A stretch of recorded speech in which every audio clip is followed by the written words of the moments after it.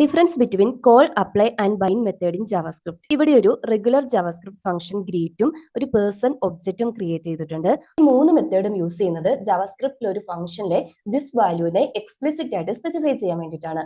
ആദ്യം call method എടുക്കാം. ഈ ഗ്രീറ്റ് ഫംഗ്ഷനെ കോൾ ചെയ്യുന്ന സമയത്ത് കോൾ മെത്തേഡ് ത്രൂ ദിസിന്റെ വാല്യൂ ഈ ഒബ്ജക്റ്റ് ഞാൻ പാസ് ചെയ്ത് കൊടുക്കുന്നു.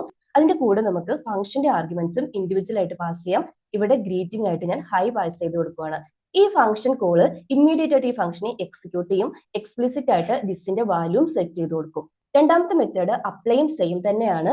ഇമ്മീഡിയറ്റ് ആയിട്ട് ഈ ഫംഗ്ഷനെ എക്സിക്യൂട്ട് ചെയ്യുന്നു. പക്ഷെ ഒരു ഡിഫറൻസ്, ഇതിന്റെ ആർഗ്യുമെന്റ് ഒരു അറേ ആയിട്ടാണ് പാസ് ചെയ്യേണ്ടത്.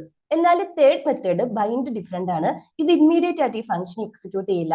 പകരം നമുക്ക് ബൈൻഡ് യൂസ് ചെയ്തിട്ട് ഈ ഫംഗ്ഷനെ കോൾ ചെയ്യുന്ന സമയത്ത് ഇതിന്റെ ദിസ് വാല്യൂം അതുപോലെ ഫംഗ്ഷൻ പാരാമീറ്റേഴ്സിനെയും സെറ്റ് ചെയ്ത് വെക്കാം. എന്നിട്ട് ഇത് റിട്ടേൺ ചെയ്യുന്നത് ഒരു ഫംഗ്ഷൻ ആയിരിക്കും. ലേറ്റർ നമുക്ക് ആവശ്യമുള്ള സമയത്ത് ഈ ഫംഗ്ഷനെ കോൾ ചെയ്യാം.